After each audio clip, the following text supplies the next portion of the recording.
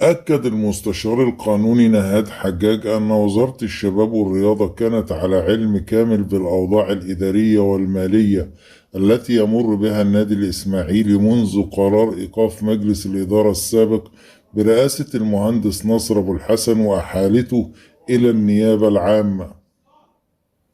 وأوضح حجاج أن الوزارة أعلنت في ذلك الوقت عن مجموعة من الحلول العاجلة لإنقاذ النادي الإسماعيلي، تضمنت جلب مستثمرين والحصول على دعم من هيئة قناة السويس، بالإضافة إلى تأسيس شركة لكرة القدم بهدف معالجة الأزمة المالية ورفع حظر القيد عن النادي الإسماعيلي. وأضاف المستشار القانوني نهاد حجاج أن هذه الوعود لم تترجم إلى حلول فعلية على أرض الواقع، مؤكدا أن النادي الإسماعيلي لم يشهد معالجة حقيقية للأزمات التي كان يعاني منها رغم مرور فترة طويلة على تلك التعهدات. وأشار إلى أن الإسماعيلي استمر في مواجهة مشكلاته المالية والإدارية دون حلول جذرية، حتى انتهى الأمر بهبوط فريق الإسماعيلي إلى دوري المحترفين.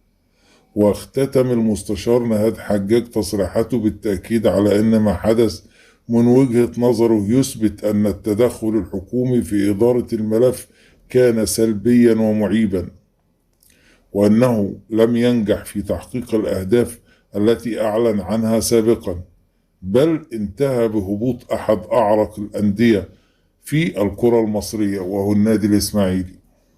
والجدير بالذكر أن المستشار القانوني نهاد حجاج أعلن تقدمه بشكوى رسمية إلى الاتحاد الدولي لكرة القدم فيفا طعنا على شرعية هبوط النادي الإسماعيلي إلى دوري المحترفين. وأوضح نهاد حجاج أن الشكوى تتضمن عدد من النقاط القانونية التي يرى أنها تستوجب مراجعة الوضع الخاص بالنادي، مؤكدا تمسكه بحق الإسماعيلي في اللجوء إلى الجهات الدولية المختصة لعرض موقفه. وحمل المستشار القانوني نهاد حجاج وزارة الشباب والرياضة المسؤولية الكاملة عما وصفه بالتدهور الإداري والمالي الذي تعرض له النادي الإسماعيلي خلال السنوات الأخيرة، والذي انتهى بهبوط الدراويش للدرجة الأدنى. وأشار إلى أن الشكوى تستند إلى ما يعتبره مخالفات وإجراءات أثرت على استقرار النادي الإسماعيلي وأوضاعه الإدارية والمالية، مطالبا بفتح تحقيق ومراجعة الملابسات التي أحاطت بهذا الملف.